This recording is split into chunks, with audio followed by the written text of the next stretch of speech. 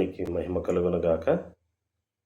ప్రభువునందు ప్రియమైనటువంటి దేవుని వాళ్ళారా, మీ అందరికీ కూడా ప్రభు అయినటువంటి యేసుక్రీస్తు వారి శుభనామంలో మీ అందరికీ వందనాలు తెలియజేస్తూ ఉన్నాం. ప్రియమైనటువంటి దేవుని వాళ్ళారా, ఈ యొక్క సమయంలో కొద్దిసేపు దేవుని మాటలను మనము ధ్యానము చేసుకుందాము. ఈ సమయంలో మనము ముందుగానే చూసినట్లుగా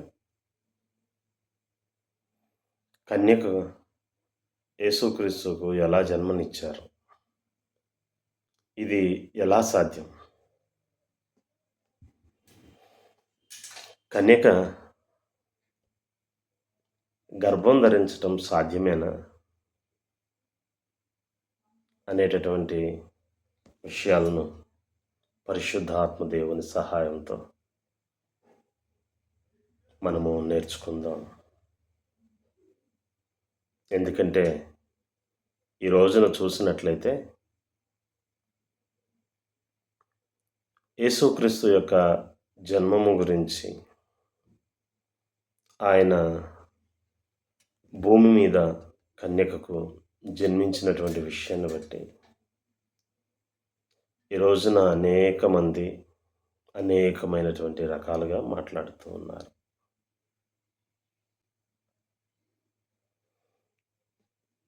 వారికి తోచిన విధంగా వారు మాట్లాడుతూ ఉన్నారు. ప్రియులారా, గమనించినట్లయితే ఈ రోజున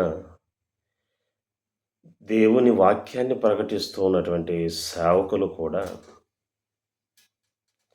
యేసుక్రీస్తు కన్యకకు ఎలా జన్మించారు అనేటటువంటి విషయాన్ని వారు వివరించలేకపోతున్నారు. వారు వివరించలేనటువంటి కారణాన్ని బట్టే ఈ రోజున చూసినట్లయితే దేవుని నామం అవమానపరచబడుతూ ఉంది. నేనెవరిని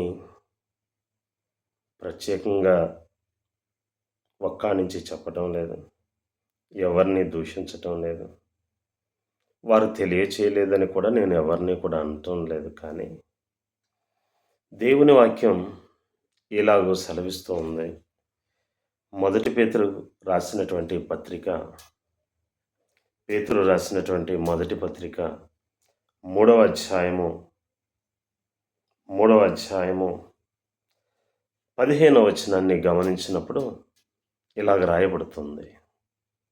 ఏమని ఉందంటే, నిర్మలమైన మనస్సాక్షి కలిగిన వారే మీలో ఉన్న నిరీక్షణను గూర్చి మిమ్మును హేతువు అడుగు ప్రతి వానికిని సాత్వికముతోనూ భయముతోనూ సమాధానము చెప్పుటకు ఎల్లప్పుడూ సిద్ధముగా ఉండి మీ హృదయముల యందు క్రీస్తును ప్రభువుగా ప్రతిష్ఠించుడి అని రాయబడింది.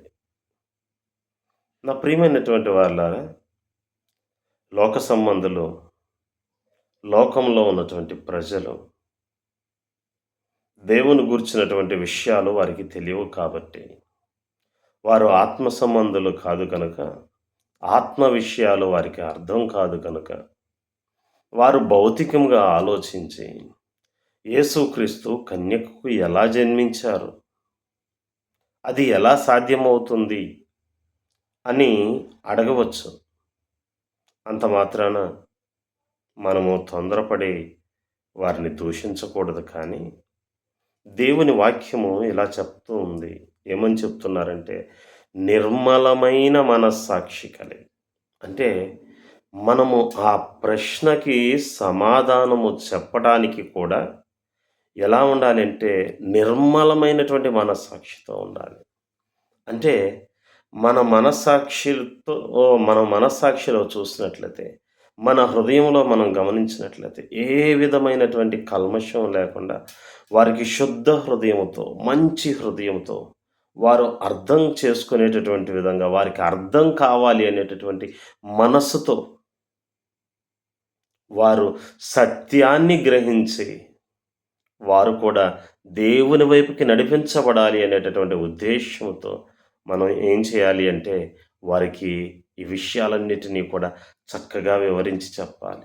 దేవుని వాక్యం చెప్తూ ఉన్నారు. ఎలా వివరించాలి వారికి అంటే, నిర్మలమైన మనస్సాక్షి కలిగిన వారై, మీలో ఉన్న నిరీక్షణ, మీలో ఏదైతే నిరీక్షణ ఉందో, మీలో ప్రభువు ఎవరైతే ఉన్నారో, మీరు ఎవరైతే రక్షకుడుగా అంగీకరించారో, ఆ రక్షకుడు దేవుడని, దేవుడు మీ కొరకు దిగి వచ్చి ఈ భూమి మీద నరావతారాన్ని ధరించి, ఆయన నరునిగా జన్మించారు అనేటటువంటి విషయాన్ని, ఆయన కన్యకకు పరిశుద్ధుడుగా జన్మించారు అనేటటువంటి విషయాన్ని ఎలా చెప్పాలి అంటే, మిమ్మును అడుగు ప్రతి వానికిని సాత్వికముతోనూ, భయముతోనూ సమాధానము చెప్పుటకు ఎల్లప్పుడూ సిద్ధంగా ఉండాలి.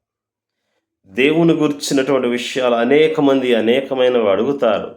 వారి మీద కోప్పడవద్దు, విసుకవద్దు, అలాగే వారిని దూషించవద్దు. కానీ దేవుణ్ణి అడగండి, ప్రభువా ఈ ప్రశ్న అడిగారు, ఈ ప్రశ్నకి నేను ఎలా సమాధానం చెప్పాలి అని ప్రభువుని అడిగినట్లయితే, ప్రభు మనకు అనేకమైనటువంటి విషయాలు తెలియచేస్తారు. ఎందుకంటే దానియేలు గ్రంథంలో చెప్పబడుతూ ఉంది. ఏమని చెప్పబడుతూ ఉందంటే, అక్కడ దానియేలు గారు ఒక మాట మాట్లాడుతూ ఉంటారు.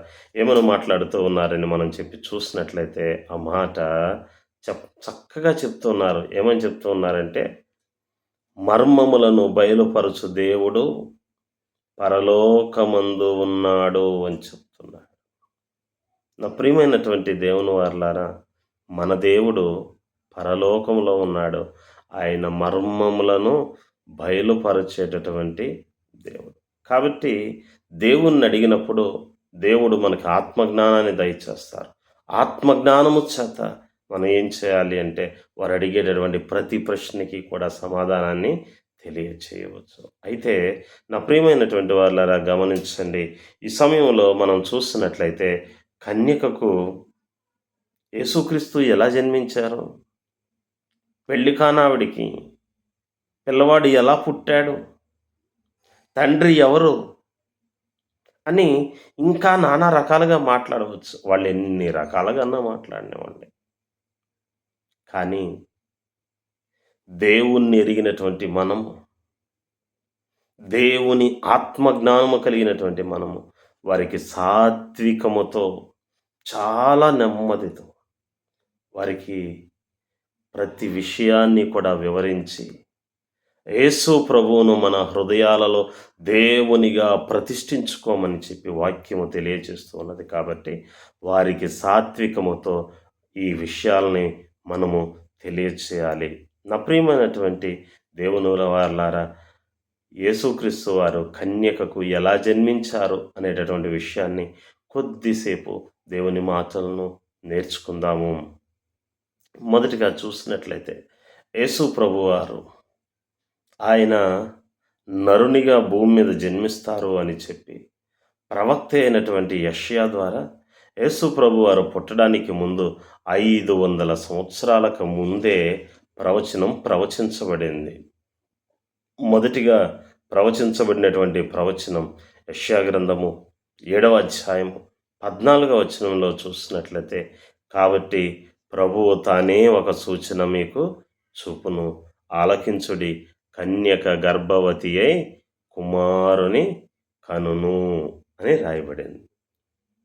కన్యక గర్భవతి అయి కుమారుని కనును, ఒక సూచన దేవుడు చూపిస్తూ ఉన్నారు. నేను దేవుడును, యెహోవానైన నాకు అసాధ్యమైనది ఏదైనా ఉందా అని దేవుడు మాట్లాడుతూ ఉన్నారు. ఆయనకు అసాధ్యమైనది ఏది కూడా లేదు. ఆయనకి సమస్తము సాధ్యము అని మనుష్యులకు తెలియచేయటం కొరకే ఆయన ఏం చేశారంటే, తానే ఒక సూచన చూపించారు. ప్రవక్త అయినటువంటి యెషయా మాట్లాడుతూ ఉంటారు, అడగండి ఒక సూచన, దేవుని వలన ఏ సూచన కావాలో అడగండి, అది పాతాళ లోకమంత లోతైనను, ఊర్ధ్వలోకమంత ఎత్తైనను, ఏదైనా సరే ఒక సూచన అడగండి, అది ఎంత గొప్పదైనా అడగండి, దేవుడు దాన్ని చేసి తీరతారు. దేవుడు దాన్ని చెయ్యగలరు అని యెషయా ద్వారా మాట్లాడుతూ ఉన్నారు. మాట్లాడుతూ ఉంటే అక్కడున్నటువంటి రాజైనటువంటి ఆహాజు ఏమీ మాట్లాడలేక, నేను యెహోవాను అడగను, నేను యెహోవాను శోధింపను అని చెప్తా. ఆ సమయంలో ప్రవక్త ద్వారా దేవుడు మరలా మాట్లాడుతూ, ఆలకించుడి, ప్రభువు తానే ఒక సూచన మీకు చూపును. ఏంటి ఆ సూచన అంటే ఎంత అద్భుతమైనది అంటే, ఆలకించుడి, కన్యక గర్భవతి అయి కుమారుని కనును అని చెప్పబడుతుంది. యేసు ప్రభు జన్మించడానికి 500 సంవత్సరాలకు ముందే ప్రవక్త అయినటువంటి యెషయా ద్వారా ప్రవచించబడింది. కన్యక గర్భం ఎలా ధరిస్తుంది? ఆలోచన చేయండి. ఈ మాట మనం చాలా గొప్పగా ఈ వాక్యాన్ని చదువుతాం. క్రిస్మస్ రాగానే కన్యక గర్భవతి కుమారుని కంది అని చెప్తాం. కానీ ఇది సాధ్యమా? సాధ్యమేనా? మనుషులకు సాధ్యం కాకపోవచ్చు, కానీ దేవునికి సమస్తము సాధ్యము అని తెలియచేయబడుతుంది. దేవుని వాక్యం ఎలా చెప్తుంది? శక్తి చేతనైనను బలము చేతనైనను కాక ఇది నా ఆత్మ చేత జరుగుతుందని చెప్పి దేవుడు మాట్లాడుతూ ఉన్నారు. అద్భుతమైనటువంటి విషయం. దేవుడు తలుచుకుంటే ఎలాంటి కార్యమునైనా చేయగలుగుతాడు. కన్యక గర్భము ధరించి పిల్లల్ని గనటం కాదు. మత్తయి సువార్తలో తెలియచేయబడుతుంది. ఏమని తెలియచేయబడుతుందంటే, మత్తయి సువార్త 3వ అధ్యాయం 9వ వచనంలో చూసినట్లయితే, తలుచుకుంటే ఈ రాళ్ల వలన కూడా ఈ రాళ్ల వలన కూడా పిల్లలను పుట్టింపగలడు. ఎవరి నుంచి పుట్టిస్తాడంట? రాళ్ల వలన కూడా దేవుడు పిల్లలను పుట్టించగలిగినటువంటి శక్తి కలిగినటువంటి వాడు. నా ప్రియమైనటువంటి వాళ్ళారా, దేవునికి అసాధ్యమైనది ఏదీ లేదు. ఒకవేళ ఈ మాటలు చూస్తూ ఉన్నటువంటి ఎవరైనా సరే, ఒకవేళ మీకు దేవుని వలన ఏదైనా సూచన కావాలి అంటే అడగండి, దేవుడు అద్భుతమైనటువంటి కార్యాన్ని చేస్తాడు. అది పాతాళమంత లోతైనా సరే, ఊర్ధ్వలోకమంత ఎత్తైనా సరే, అవి ఎంత గొప్పవైనా సరే కూడా దేవుడు ఆ కార్యాన్ని చేయడానికి సమర్థుడైనటువంటి దేవుడుగా కనిపిస్తూ ఉన్నాడు. నా ప్రియమైనటువంటి వాళ్ళారా, కన్యక గర్భవతి అయి కుమారుని కంటుంది అని చెప్పి తెలియచేయబడుతుంది. అయితే కన్యక ఎలా గర్భవతి అవుతుంది, ఎలా పిల్లల్ని కంటుంది అనేటటువంటి విషయాన్ని మనం గమనించినట్లయితే, ఈ యొక్క విషయాల గురించి మనము ప్రతి క్రిస్మస్ పండుగ రోజు, లేకపోతే కొన్ని సందర్భాల్లో మనం ఈ విషయాలని ధ్యానం చేస్తూనే ఉంటాం. కన్యక గర్భము ధరించింది, ఆమె కుమారుని కంటుంది, ఆ కుమారునికి ఇమ్మానుయేలు అని పేరు పెట్టబడుతుంది. ఇమ్మానుయేలు అనగా భాషాంతరమున దేవుడు మనకు తోడు అని రాయబడుతుంది. ఈ మాటలు మనం ప్రతినిత్యము ధ్యానం చేస్తూనే ఉంటాం. కానీ కన్యక గర్భాన్ని ఎలా ధరిస్తుంది అనేటటువంటి విషయాన్ని, అనేటటువంటి మర్మాన్ని దేవుణ్ణి అడిగితే దేవుడు తెలియచేస్తారు. ఈ విషయాలు అర్థం కావాలి అంటే మనం చేయవలసింది ఏంటంటే, దేవుణ్ణి అడగాలయ్యా, ఈ మర్మాన్ని మాకు బయలుపరచండి. ఈ ప్రశ్న అనేక మంది అడుగుతూ ఉన్నారు, సమాధానం చెప్పాలి. మీరు కన్యకకి ఎలా పుట్టారని అడుగుతూ ఉన్నారు, ఏమని చెప్పమంటారు? ఆన్సర్ చెప్పండి, సమాధానం చెప్పండి అని ప్రభువుని అడిగితే దేవుడే మనకి సమాధానాన్ని చూపిస్తారు. నా ప్రియమైనటువంటి వారులారా, మిగిలినటువంటి విషయాలన్నిటినీ కూడా నేను వివరించబోవటం లేదు, కానీ యేసు ప్రభు పుట్టుకకు సంబంధించి, యేసు ప్రభు ఈ భూమి మీద నరునిగా జన్మించినటువంటి విషయానికి సంబంధించి అన్ని విషయాలు తెలియచేయటం లేదు, కానీ ఆయన కన్యకకు ఎలా జన్మించారు అనేటటువంటి విషయాలను, శాస్త్రీయముగా కొన్ని విషయాలను మీతో పంచుకోవాలనుకుంటూ ఉన్నాను ప్రభువు ప్రేమను బట్టి. నా ప్రియమైనటువంటి వాళ్ళారా, గమనించండి, కన్యకకి కుమారుడు ఎలా జన్మిస్తారు అంటే సైన్స్‌లో లింగ నిర్ధారణ అని ఉంటుంది. సైన్స్‌లో లింగ నిర్ధారణ అని ఉంటుంది. ఆ లింగ నిర్ధారణ అంటే ఏంటంటే, పుట్టేటటువంటి పిల్లలు మగపిల్లలు పుట్టాలా? ఆడపిల్లలు పుట్టాలా? ఎలా పుడతారు? ఎవరెవరు లేకపోతే ఏ ఏ కణాలు కలుసుకుంటే మగపిల్లాడు పుడతాడు? ఏ ఏ కణాలు కలుసుకుంటే ఆడపిల్లలు పుడతారు అనేటటువంటి విషయాన్ని తెలియజేసేదాన్ని ఏమంటారు అంటే లింగ నిర్ధారణ అంటారు. ఈ లింగ నిర్ధారణ ద్వారా మగపిల్లలు పుట్టడమా? ఆడపిల్లలు పుట్టడమా? అనేది మనకి తెలియచేయబడుతూ ఉంది. సైన్సు, విజ్ఞాన శాస్త్రం దీన్ని చాలా చక్కగా వివరిస్తూ ఉంది. అయితే ఆ లింగ నిర్ధారణ చూసినట్లయితే పిల్లలకి నేర్పించేటప్పుడు అనేకమైనటువంటి జంతువుల్లో నేర్పిస్తా ఉంటారు. ఉదాహరణకి చూసినట్లయితే మానవునిలో లింగ నిర్ధారణ ఎలా జరుగుతుంది? అలాగే చూసినట్లయితే ఇంకా ఈగలలో ఎలా జరుగుతుంది? లేకపోతే ఇంకా కొన్ని రకాలైనటువంటి కీటకాలలో ఎలా జరుగుతుంది అనేది వాటన్నిటినీ కూడా వివరిస్తారు. అలాగే వీటితో పాటు తేనెటీగలు, జాగ్రత్తగా వినండి. తేనెటీగలు అనేటటువంటి కీటకాలు కూడా ఉంటాయి. మీకు వీటన్నిటి గురించి కూడా తెలుసు. తేనెటీగల నుంచి మనము తేనెని పొందుతాము. ఈ తేనెటీగలలో జరిగేటటువంటి లింగ నిర్ధారణ గురించి మనం గమనించినప్పుడు శాస్త్రీయంగా అన్ని పదాలు నేను మీకు చెప్పను. ఎందుకంటే అవి అర్థం చేసుకోవడానికి కష్టంగా ఉంటాయి. కానీ దాన్ని సరళంగా మీకు అర్థమయ్యేటటువంటి రీతిలో తెలియచేసి యేసు ప్రభువారు కన్యకకు ఎలా జన్మించారు అనేటటువంటి విషయాన్ని వివరించాలని ప్రభువు ప్రేమను బట్టి ఆశపడుతూ ఉన్నాను. నా ప్రియమైనటువంటి దేవుని వారలారా, తేనెటీగల్లో 3 రకాలైనటువంటి ఈగలు ఉంటాయి. 3 రకాలైనటువంటి ఈగలు ఉంటాయి. మొట్టమొదటి ఈగలేంటంటే ఆడ ఈగలు. ఆడ ఈగలు ఉంటాయి. ఈ ఆడ ఈగలు ఏం చేస్తాయంటే, ఈ ఆడ ఈగలు చేసేటటువంటి పని ఏమిటి అంటే, అన్ని ప్రాంతాల్లో కూడా సంచరించి అవి తేనెను సేకరించి, మకరందాన్ని సేకరించి తేనె పట్టులోకి తీసుకొని వచ్చి జాగ్రత్తగా దాస్తాయి.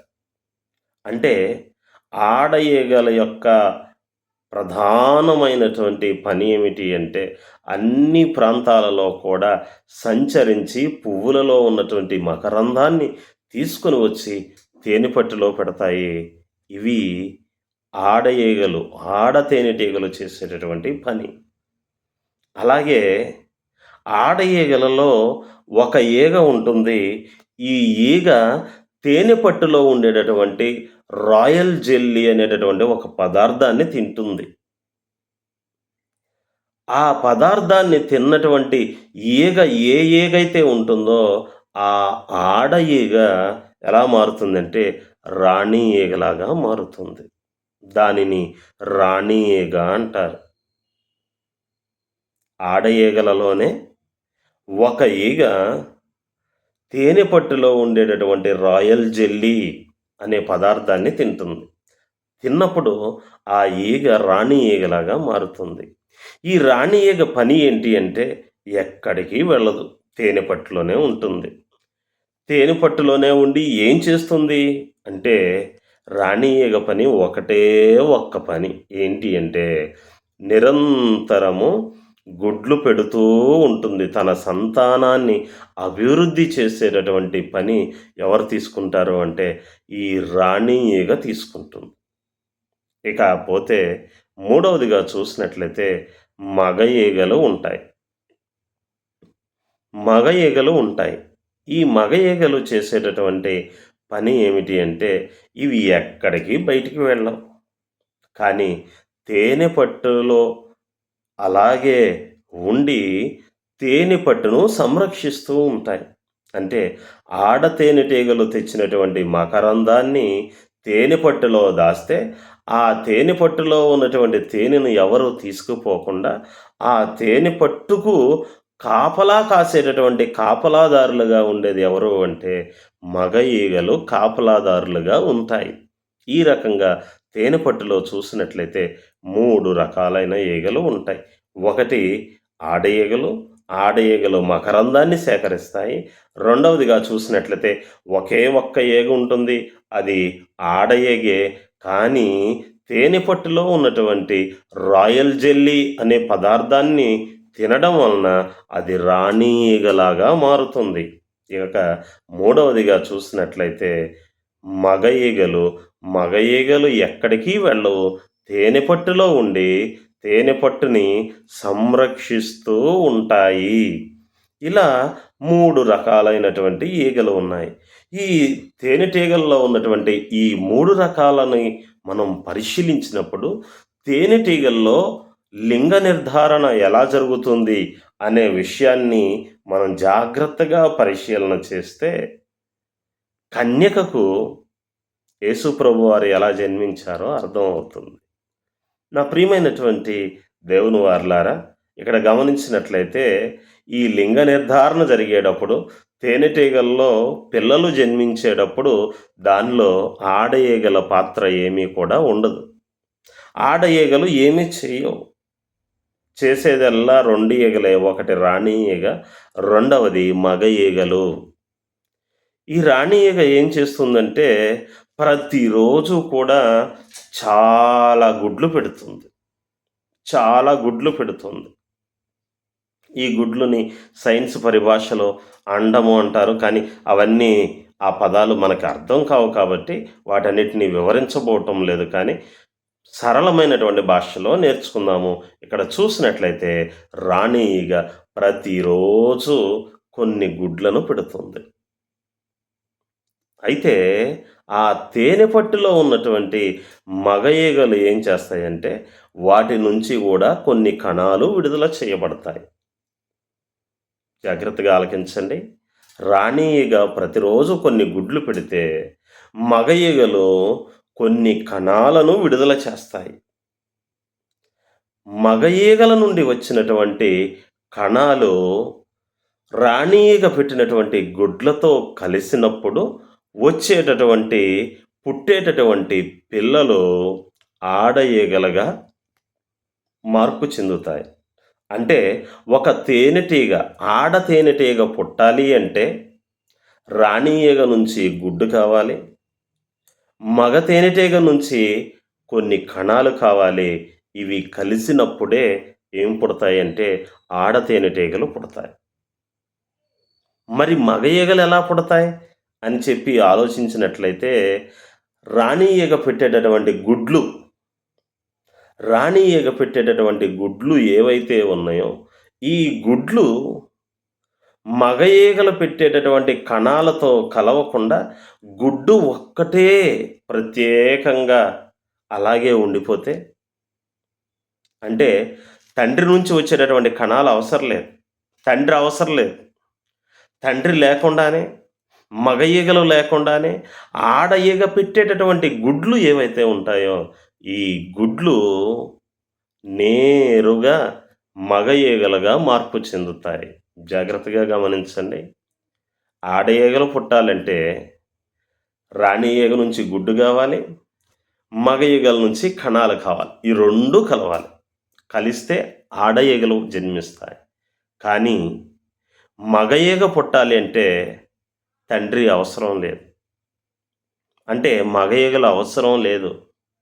మరి మగ ఈగలు ఎలా పుడతాయి అంటే రాణి ఈగ పెట్టినటువంటి గుడ్డు ఏదైతే ఉందో అది నేరుగా డైరెక్ట్గా ఎలా మారుతుందంటే మగ ఈగల మార్పు చెందుతుంది.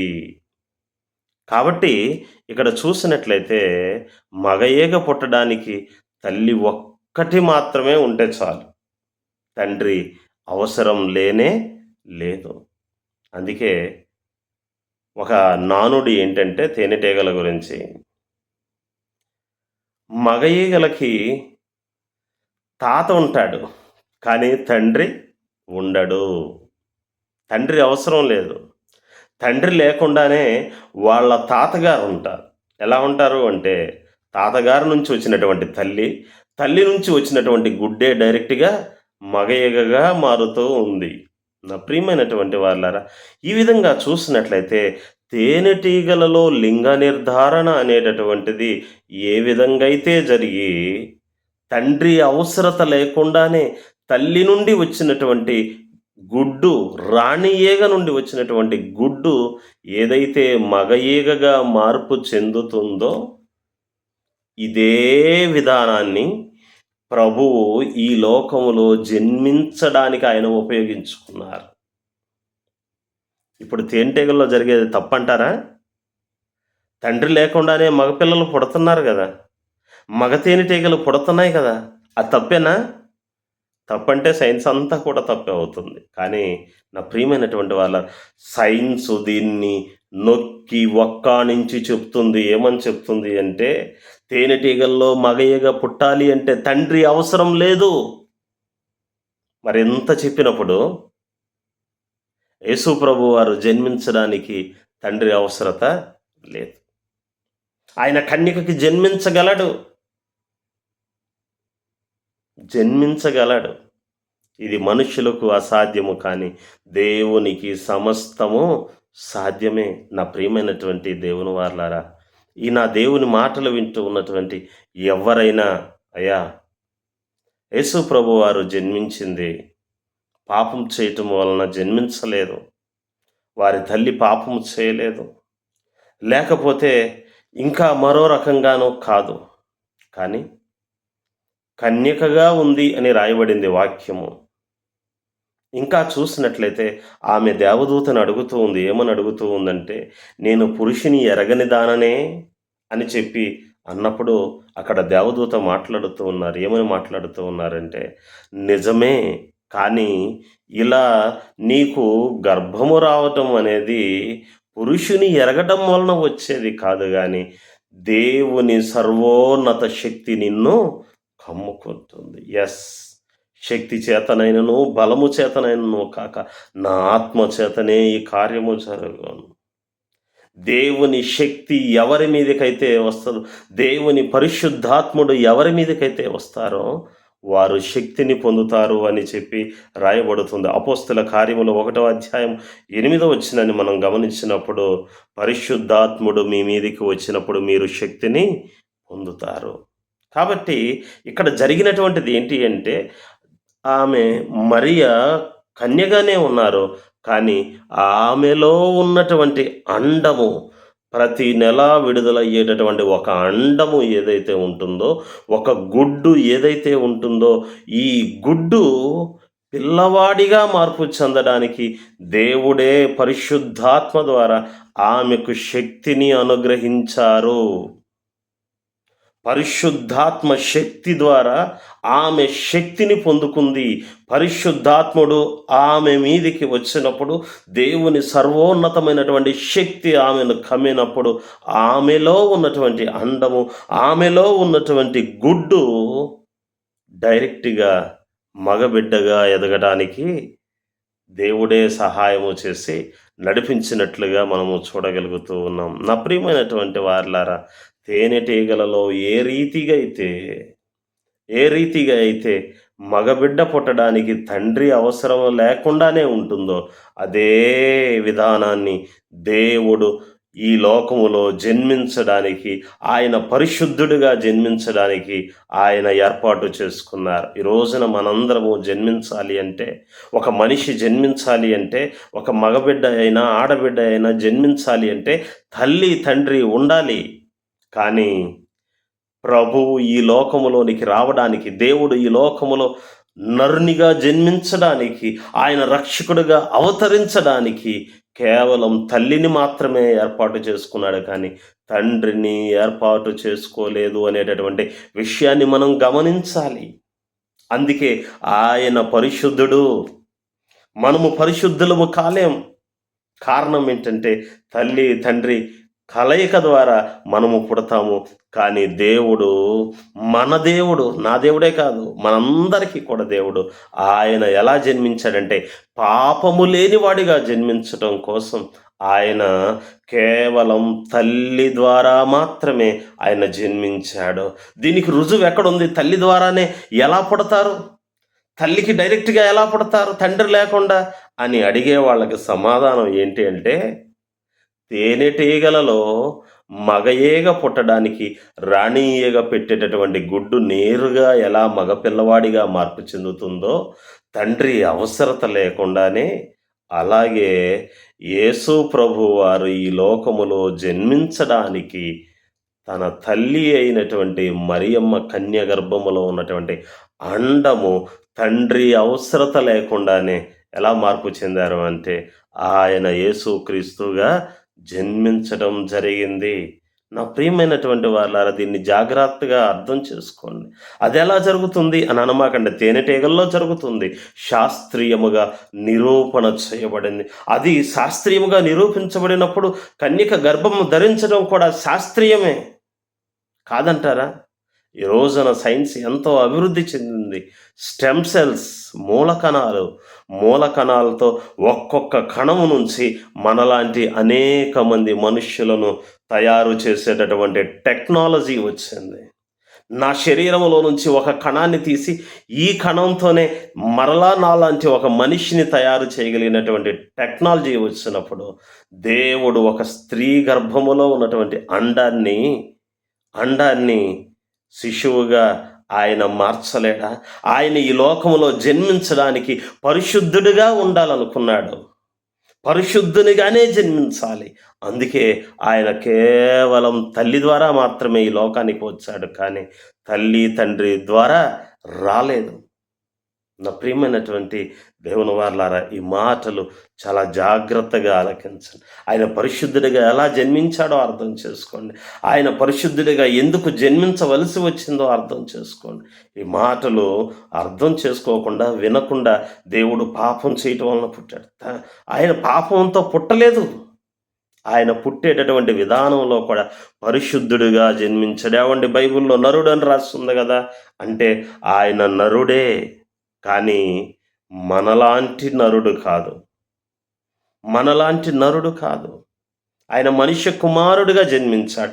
కేవలం తల్లికి జన్మించాడు కాబట్టి మనుష్య కుమారుడు అని పిలువబడ్డాడు. కానీ తల్లికి తండ్రికి మనలాగా జన్మించలేదు. కేవలం తల్లి ద్వారానే జన్మించారు. తేనెటీగలలో ఏ రీతిగా అయితే రాణి ఈగ పెట్టిన గుడ్డు మగ ఈగలాగా మారుతుందో, అలాగే మరియమ్మ గర్భములో ఉన్నటువంటి అండము పిండముగా మారి యేసుక్రీస్తు అనేటటువంటి శిశువుగా మారినట్లుగా మనము చూడగలుగుతూ ఉన్నాం. ఎంత అద్భుతమైనటువంటి విషయం! నా ప్రియమైనటువంటి వాళ్ళారా, దేవుడు చెప్పినటువంటి లేఖనము ఏది కూడా నిరర్ధకము కానేరదు. ఆయన అద్భుతాలు చేసేటటువంటి దేవుడు. అందుకే ఏమని చెబుతూ ఉన్నారంటే, ఇదిగో కన్యక గర్భవతి అయి కుమారుని కంటుంది. ఏలయనగా మనకు శిశువు పుడతాడు. ఈ శిశువు ఆశ్చర్యకరుడు, ఆలోచనకర్త, బలవంతుడైనటువంటి దేవుడు, సమాధానానికి అధిపతి అని రాయబడుతూ ఉంది. నా ప్రియమైనటువంటి వాళ్ళారా, ఆయన మన వంటి వాడు కాదు. ఆయన పరిశుద్ధుడిగా జన్మించారు. ఈ మాటలు వింటూ ఉన్నటువంటి మీరు ఎవరైనా ఇప్పటివరకు యేసుక్రీస్తు యొక్క జననము గురించి మీరు పొరపాటు పడి ఉంటే, మీ యొక్క పొరపాటుని దయతో జ్ఞాపకం చేసుకుని దాన్ని తుడిపివేయండి. ఈరోజే తెలుసుకోండి, యేసు ప్రభు పరిశుద్ధుడుగా జన్మించాడు. లేదు, మీకు నమ్మకం లేకపోతే సైన్స్ ల్యాబులకు వెళ్ళండి, హాస్పిటల్స్కి వెళ్ళండి. ఏమండి, నా శరీరంలో నుంచి ఒక కణాన్ని తీసుకొని మరలా నాలాంటి ఒక వ్యక్తిని పుట్టించవచ్చా అంటే, ఒక్కరిని కాదు, కొన్ని వందల మందినైనా సరే పుట్టిస్తారు. మీ దగ్గర డబ్బులు ఉండాలే కానీ ఎంతమందినైనా మీలాంటి వాళ్ళని పుట్టిస్తారు. తెలుసా? ఒక్కొక్క కణం నుంచి ఒక్కొక్క మనిషిని తయారు చేస్తారు. ఈ టెక్నాలజీని దేవుడు కొన్ని వందల వేల సంవత్సరాల ముందే ఉపయోగించి ఆయన ఈ లోకంలో జన్మించడం జరిగింది. స్టెమ్ సెల్స్ అని అడగండి, మూలకణాలని అడగండి. ఇది శాస్త్రీయంగా నిరూపించబడినటువంటి విషయాలు. యేసు ప్రభు ఈ లోకములో జన్మించడం అనేది శాస్త్రీయముగా నిరూపించబడేటటువంటి అంశం. దానిలో ఎలాంటి సందేహం లేదు. నా ప్రియమైనటువంటి వాళ్ళారా, ఇది ఆశ్చర్యకరమైనటువంటి విషయం. ఈ విషయాన్ని మనం అనేకులకు సాత్వికంతో చెప్తే వారు కూడా అర్థం చేసుకుంటారు. శాస్త్రం చెప్పింది, సైన్స్ చెప్పింది, కాబట్టి సైన్స్ అక్కడ అది నిజమైనప్పుడు యేసుక్రీస్తు విషయంలో కూడా నిజమయ్యే ఉంటది. అయ్యో! మేము పొరపాటు పడ్డామని వాళ్ళు కూడా తెలుసుకుంటారు గదా! వారు కూడా తెలుసుకుంటారు కదా! వారిని దూషించటం ఎందుకు? వారికి తెలియక మాట్లాడుతూ ఉన్నారు. మీరు తెలిసిన వాళ్ళు వారికి తెలియచెప్పినట్లయితే, ఇదిగో అలా కాదు, తేనెటీగలలో రాణి పెట్టేటటువంటి గుడ్డు ఏదైతే ఉందో, గుడ్డు మగ పిల్లవాడిగా మార్పు చెందుతుంది. అలాగే మరియమ్మ గర్భములో ఉన్నటువంటి అండాన్ని దేవుడు తన శక్తి ద్వారా మగబిడ్డగా మార్పు చెందడానికి దేవుడు సహాయం చేసి, దేవుడే ఈ లోకములోనికి వచ్చాడు. నీ కోసం, నా కోసం, నీ పాపము, నా పాపము తీసివేయటం కొరకు ఆయన వచ్చాడు అని చెప్తే అందరూ నమ్మరా? మిక్కిలి సాత్వికముతో వారికి చెప్తే నమ్మరా?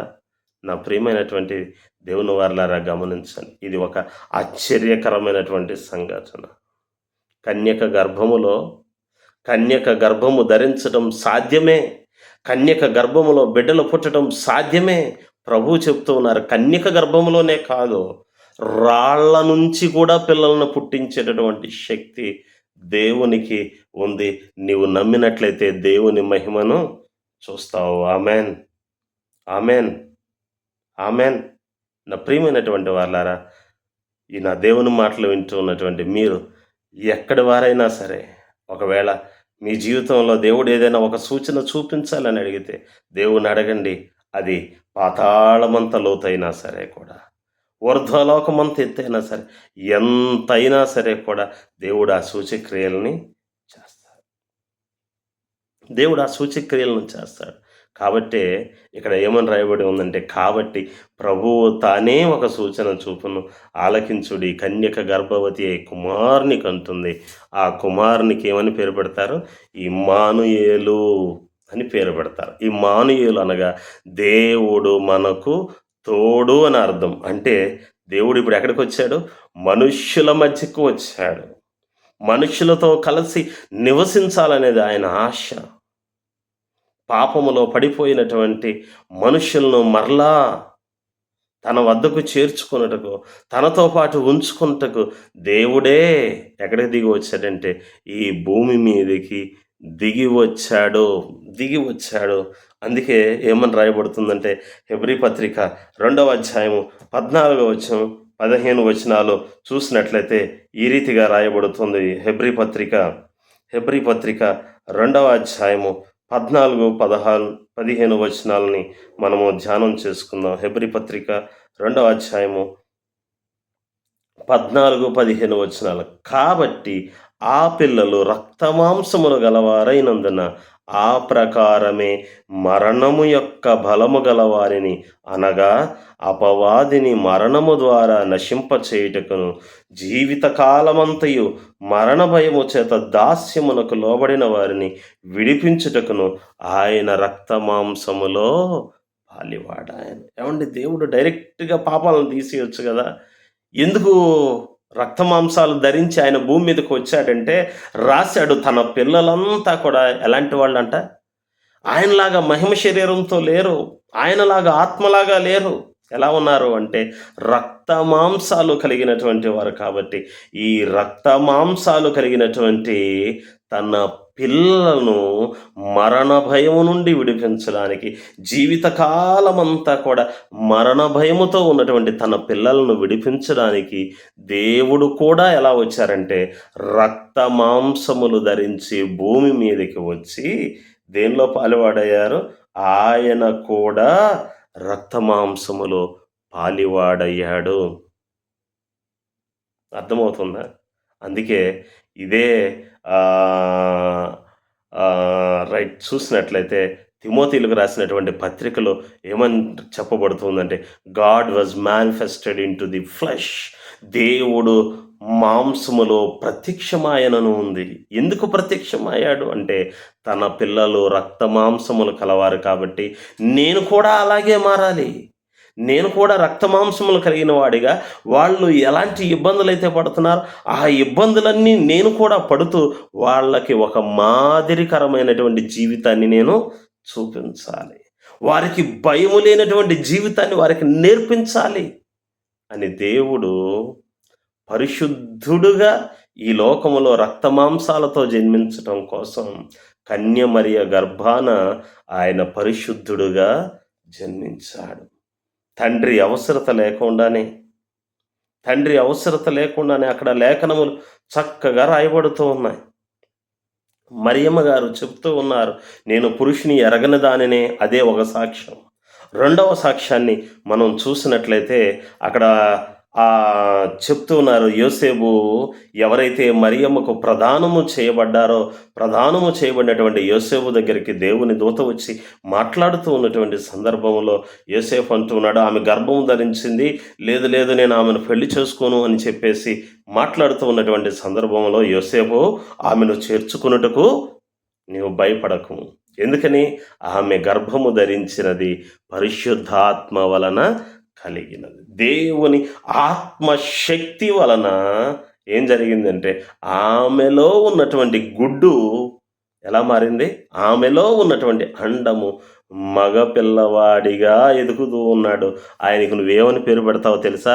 యేసు అని పేరు పెడతావు. యేసు అని పేరు పెడతావు. ఎందుకంటే తన ప్రజలను ఆయన వారి పాపముల నుంచి విడిపించడానికి ఆయన ఈ లోకానికి వచ్చాడు కనుక ఆయనకు యేసు అనే పేరు నువ్వు పెడతావు అని చెప్పేసి దేవదూత తెలియచేసింది. అక్కడ రెండవ సాక్ష్యం ఎవరిచ్చారంటే దేవుని దూతే సాక్ష్యం చెప్పింది. ఆమె ఏ పాపము చేయలేదు. ఆమె ఏ పాపము తెలియదు ఆమెకు. కానీ ఆమెకు గర్భము వచ్చింది. ఎలా వచ్చింది అంటే అది పరిశుద్ధాత్ముని శక్తి వలన ఆమె గర్భము ధరించింది అనేటటువంటి విషయాన్ని తెలియచేస్తుంది. నా ప్రియమైనటువంటి దేవుని వారలారా, అలాగే ఈ మాటలు వింటూ ఉన్నటువంటి ఎవరైనా సరే, ఎక్కడున్న వారైనా సరే, వారందరికీ కూడా మీ అందరికీ చేతులెత్తి నమస్కరిస్తూ చెప్తున్నాను, ప్రభువును గురించి ఎప్పుడు మీరు తప్పుగా ఆలోచన చేయకండి, తప్పుగా మాట్లాడకండి. ఆయన పరిశుద్ధుడుగా జన్మించారు. ఆయన నీ పాపమును నా పాపమును తీసివేయట కొరకు ఆయన ఈ లోకానికి జన్మించారు. ఆయన మనవలే తల్లి తండ్రి నుంచి పుట్టినటువంటి దేవుడు కాదు. మన పాపములను తీసివేయటకు రక్తమాంసములో మనవలే పాలివాడై మనం ఎలాంటి శోధనలు అనుభవిస్తామో ఆ శోధనలన్నీ కూడా అనుభవిస్తూ వాటన్నిటినీ జయించి మనకి ఒక మాదిరికరమైనటువంటి జీవితాన్ని చూపించుట కొరకు ఆయన వచ్చారు.